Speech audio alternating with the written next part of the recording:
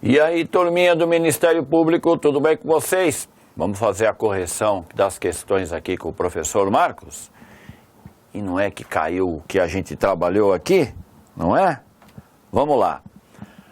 41, observe a imagem. Aí você tem o Borba Gato segurando o pichuleco do Getúlio Vargas, certo?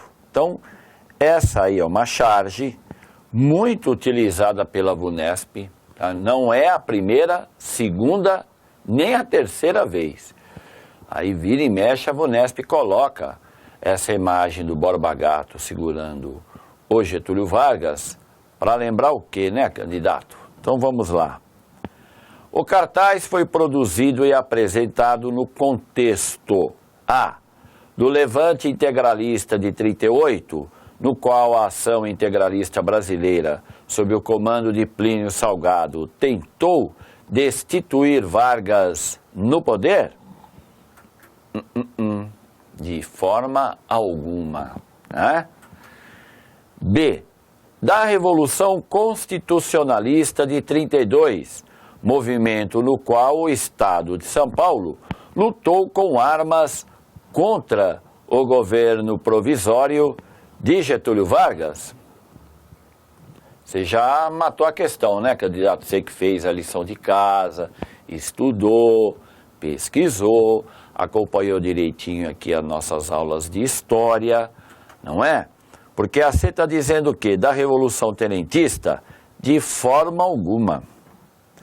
Da greve geral de 1917? Para com isso. 1917, Getúlio Vargas ainda estava lá no Fundamental, né? Ainda, né? E da coluna Prestes, movimento de luta militar contra o presidente Arthur Bernardes em ação entre 1919 e 25? Claro que não, né, candidato? Então, tá aí. Alternativa B. Mas que questão mais fácil essa para quem fez aí o arroz com feijão e ovo, né? O PF. Porque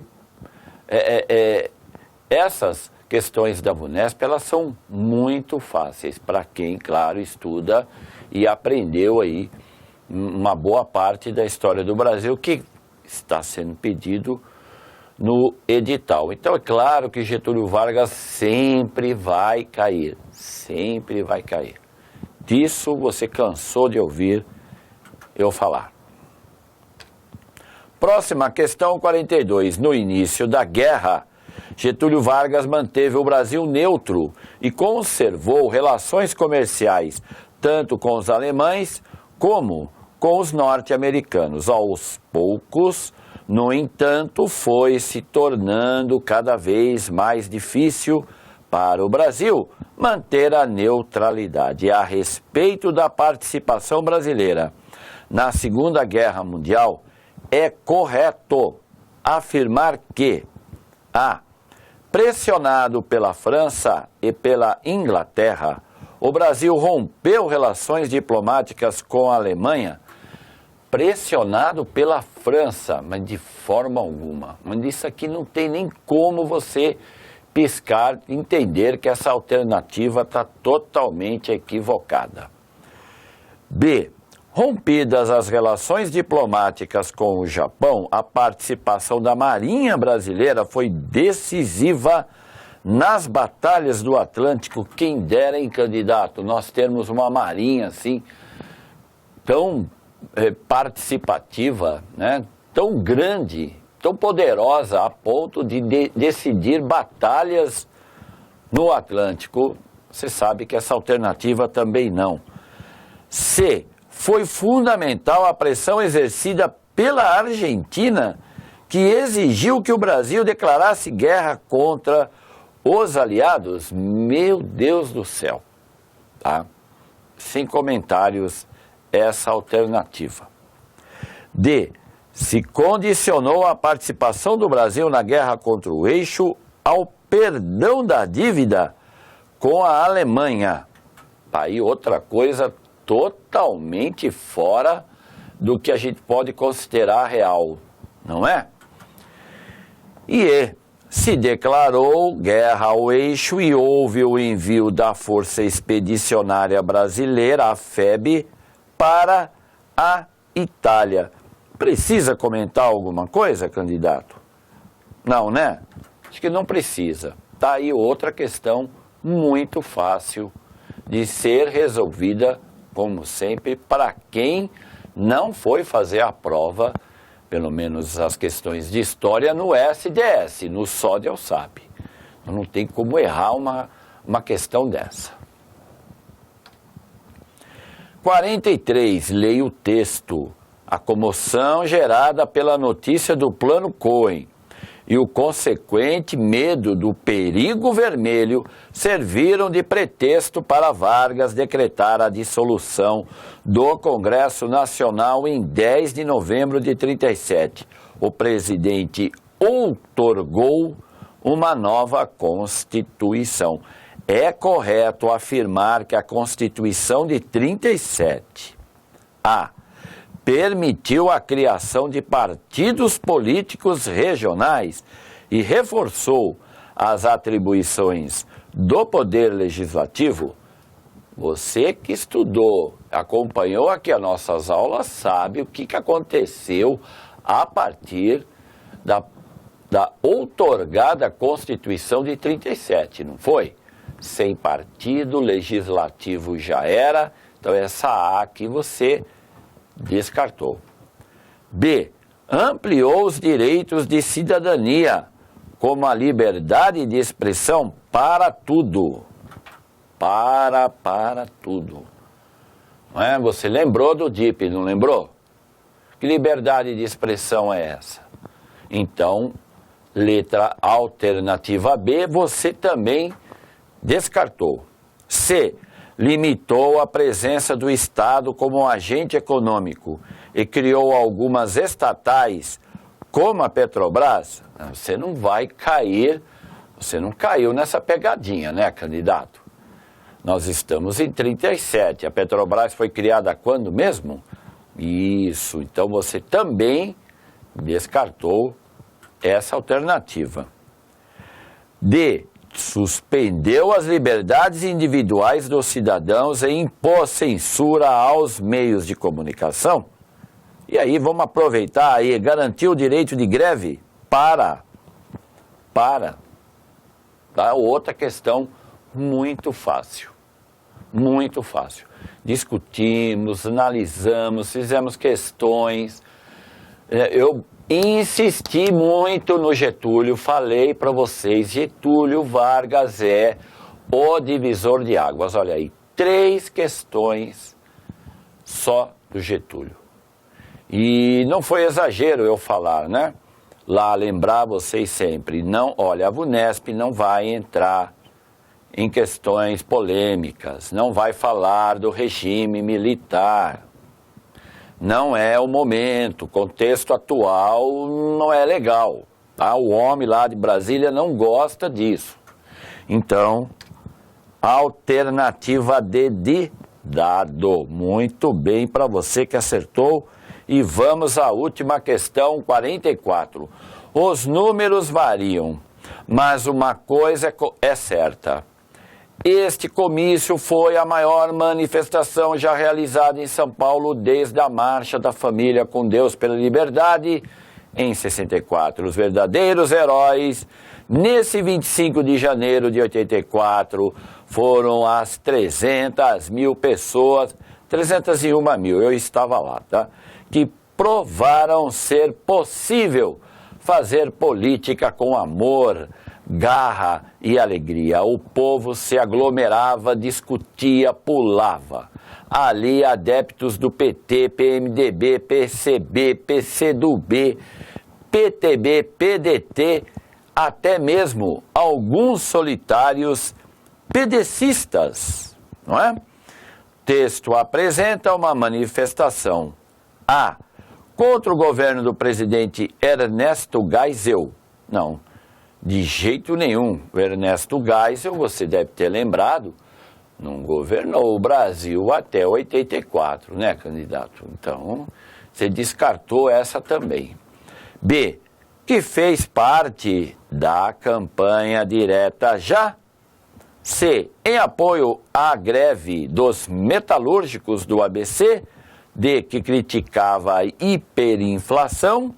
Ou E, pela volta dos exilados durante o regime militar. Então, você com certeza acertou essa questão. Outra questão muito fácil, trabalhada aqui por nós, que foi aí, né, dentro do período já da abertura lenta, segura e gradual. Estamos aí, falei isso aqui, conversei com vocês aqui, falei lá no dia das aulas presenciais online, dessa abertura que foi feita no finalzinho do governo do João Batista Figueiredo, aonde a emenda Dante de Oliveira tentou aí trazer a próxima eleição para o executivo, né, ou para presidente, na forma direta. Então, 25 de janeiro de 84, com a presença aqui, né, do jovem, ainda estudante, professor de História da PUC, lá nesse dia na Praça da Sé, claro, alternativa B de bola, as questões, né, para a gente finalizar aqui. Então, a 44 foi a letra B, como você já viu. As questões foram fáceis, só que está faltando uma ainda, não é? Então, vamos à última questão. 45, leia o texto. Em 89, depois de uma acirrada campanha, Fernando Collor de Mello saiu vitorioso. Logo no início de seu governo, ele bloqueou temporariamente as contas bancárias para restringir o volume de dinheiro em circulação e o consumo. Sobre Fernando Collor de Mello, é correto afirmar: A. Criou um plano de estabilização econômica e de combate à inflação com o apoio da Câmara dos Deputados, o Plano Real. Sem comentários, não é? Sem comentários. Duvido que alguém colocou, salvo aquele que foi fazer a prova aí de Alegre, colocou uma questão, uma alternativa dessa. B. Montou um programa de estatização de empresas ligadas à telefonia, à produção e à distribuição de energia e o saneamento básico. Será que foi isso, candidato? C. Promulgou uma extensa legislação sobre o Poder Judiciário que ampliou o número de ministros do Supremo Tribunal Federal. D. Fez uma série de acordos com o Congresso Nacional e conseguiu aprovar medidas que ampliaram os direitos trabalhistas. Ou E. Foi acusado de corrupção e sofreu um processo de afastamento do cargo, assim como a cassação de seus direitos políticos. E claro que você lembrou, nós falamos aqui na aula presencial, online também, né, que eu lembrei vocês, olha, cuidado, não deixe de comparar o impeachment da Dilma com o impeachment de Collor. Collor sofreu impeachment e foi condenado por corrupção, perdeu os direitos, falamos disso mais de uma vez, então é claro que você também acertou essa questão. Então, não tem o que reclamar. Na minha matéria, olha, sinceramente, mamão com açúcar. Mamão com açúcar. Gabaritar essas questões não foi difícil. E, claro, fez a lição, estudou direitinho, acompanhou as aulas, aprendeu, né, que isso também é importante, aprendeu aí um pouco da história do nosso país, desse período que vai do Getúlio até, pelo menos até a Dilma Rousseff. Então, questões fáceis, não entrou nada em polêmica, nem tocou no regime militar, tá?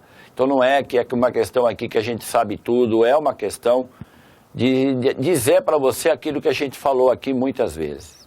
Tá? Nosso dever é orientar você, é avisar você como fazer uma boa prova em cada matéria. Na minha matéria, eu acredito que a missão aí foi foi boa, não é? O NEAF está de parabéns por ter orientado aqui quem acompanhou nossas aulas com essas questões que, tudo bem, fáceis, mas fáceis para quem estudou. E é meu desejo, para você que está aqui me acompanhando, sucesso nessa empreitada. Vamos torcer muito aqui para que você depois venha dar um depoimento aqui para nós, dizendo que, olha, passei na prova, agora só falta eu ser chamado. Sucesso para vocês, até mais e obrigado. Galera, gostou do vídeo? Que bacana! Então clica aí, né? Dá uma curtida, faz um comentário se você puder e inscreva-se no nosso canal no YouTube. E deixa lá no sininho, ao clicar você recebe as mensagens também de notificação. Visite nosso site e conheça nossos cursos preparatórios para concursos públicos. Muito obrigado!